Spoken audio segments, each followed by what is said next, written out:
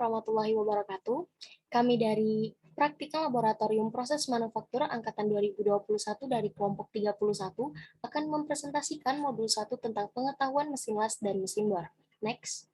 Anggota dari kelompok 31 yaitu Arya Bagus Rizkila dengan NPM 202, Ike Jihan Nabila dengan NPM 173, Hafiz Raif Harasta dengan NPM 182, Syafira Ramadhani N dengan NPM 196, Rizka Trianisa dengan NPM 208, dan Mukandar Idris dengan NPM 209.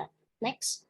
Untuk latar belakang sendiri yaitu pada kegiatan praktikum pengetahuan mesin las dan mesin bor ini akan membahas tentang cara dalam memperkenalkan mesin las, alat-alat yang dibutuhkan dalam praktikum mesin las dan mesin bor, proses pengerjaan atau cara pengerjaan benda kerja pada mesin las dan mesin bor, serta faktor-faktor keamanan selama praktikum menggunakan mesin las dan mesin bor berlangsung. Next. Tujuan praktikum yaitu next. Dapat mengetahui dan mengoperasikan alat dan kelengkapan pada pengelasan dan pengeboran, dapat memahami berbagai APD yang digunakan dalam pengelasan dan pengeboran, dan dapat mengetahui proses atau teknik pengelasan dan pengeboran yang baik. Next, manfaat praktikum yaitu melatih praktikan dalam melaksanakan pengelasan sehingga terampil melaksanakannya, memberikan bekal kepada praktikan sehingga mampu menerapkannya di dunia industri, dan melatih kemampuan praktikan dalam mengoperasikan mesin las dan mesin bor. Next. Untuk presentasi selanjutnya akan dilanjutkan oleh partner saya, yaitu Ike Jihan Nabila. Baik, terima kasih Rizka. Di sini ada pengertian K3 secara keilmuan, yaitu ilmu pengetahuan dan penerapannya dalam upaya mencegah terjadinya kecelakaan dan penyakit akibat kerja. Next.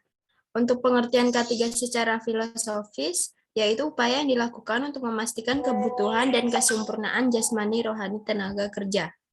Next.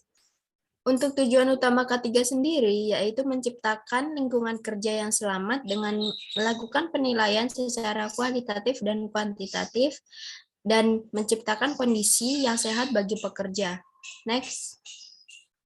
Peralatan keselamatan merupakan upaya terakhir melindungi diri dalam meminimalkan bahaya yang biasa disebut dengan alat pelindung diri atau APD.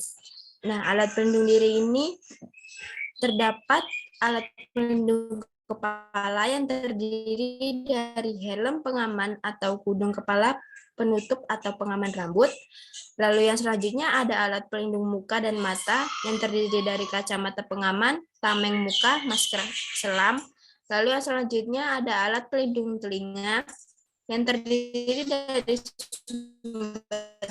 telinga dan penutup telinga.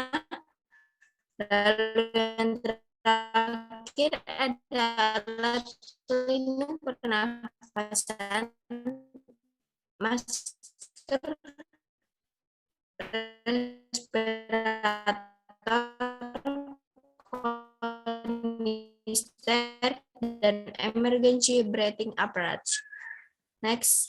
Dijelaskan oleh mesin las, alat atau perkakas yang digunakan untuk menyambung material besi atau logam yang terpisah agar menjadi satu sehingga dapat membuat sebuah bentuk sesuai keinginan.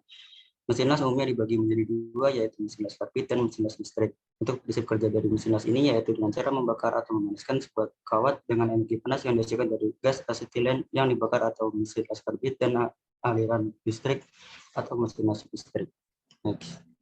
Pengelasan, salah satu proses penyambungan antara dua alat dan logam yang sering digunakan dalam dunia industri. Klasifikasi mesin las. Yang pertama ada pengelasan cair, pengelasan di mana sambungan dipanaskan sampai mencair. Yang kedua ada pengelasan tekan, pengelasan di mana sambungan dipanaskan dan kemudian ditekan hingga menjadi satu. Yang terakhir ada pematrian, pengelasan di mana sambungan diikat dan disatukan menggunakan paduan logam. Next. Macam-macam las listrik. Yang pertama ada mesin las arus bolak-balik. Mesin las arus bolak-balik memerlukan arus listrik bolak-balik yang dihasilkan dari pembangkit listrik atau generator AC yang akan digunakan sebagai sumber tenaga. Yang kedua ada mesin las searah. Mesin las ini menggunakan arus searah yang dihasilkan dari mesin dinamo motor listrik searah. Next. Jenis-jenis las listrik. Yang pertama ada jenis las listrik elektroda karbon. Pada las listrik dengan elektroda karbon, maka unsur listrik yang terjadi di antara ujung elektroda karbon dan logam atau di antara dua ujung elektroda karbon akan memanaskan dan membesarkan logam yang akan dihias. Jenis las elektroda karbon ada dua, yaitu tunggal dan ganda. Jenis las elektroda logam. Yang pertama ada SMAW. Las busur nyala api listrik terlindung dengan menggunakan busur nyala listrik sebagai sumber panas pencair logam. Yang kedua ada TIG. TIG adalah proses pengelasan menggunakan elektroda tidak terkontaminasi yang digunakan untuk menghasilkan busur nyala listrik. Yang terakhir ada SAW. SAW adalah pengelasan yang melalui proses pencairan setempat untuk menyambung material menggunakan elektroda gulungan yang sama dengan logam dasarnya. Next. Fungsi bagian mesin las. Yang pertama ada mesin las, kabel massa las, klem massa las, next. Kabel elektroda, lalu las, next. Sikat baja dan yang terakhir folder, next. Untuk selanjutnya akan dilanjutkan oleh partner saya, Syafir. Yang terakhir ada mesin bor. Pengertian mesin bor yaitu sebuah mesin dengan gerakan memutarkan alat pemotong dengan arah pemakaiannya mata bor hanya pada sumbu mesin tersebut. Mesin ini dapat digunakan untuk mengebor atau membuat lubang berbentuk bulat dalam lembaran kerja. Next. Jenis-jenis mesin bor. Yang pertama ada mesin bor tegak, yaitu mesin bor yang dipasang pada lantai, biasanya dirancang untuk pengeboran pada benda-benda kerja yang berat dan besar. Mesin bor koordinat yang kedua. Mesin bor koordinat ini digunakan untuk membuat atau membesarkan lubang pada benda kerja dengan ketelitian yang tinggi. Yang ketiga ada mesin bor tangan yang hanya dapat digunakan untuk pekerjaan tertentu seperti mengebor kayu, pelat, dan sebagainya. Yang keempat ada mesin bor meja. Sesuai dengan namanya, mesin bor meja ini merupakan mesin bor yang diletakkan di atas meja yang digunakan untuk membuat lubang pada benda kerja dengan diameter yang terbatas. Next. Yang terakhir ada bagian-bagian mesin bor, yaitu kelistrikan, spindle head, spindle, mata potong, meja, base atau dudukan, drill feed handle, kolom atau tiang. Next. Selanjutnya akan dijelaskan oleh partner saya. Baik, untuk flowchart sendiri diawali dari mulai, kemudian studi literatur.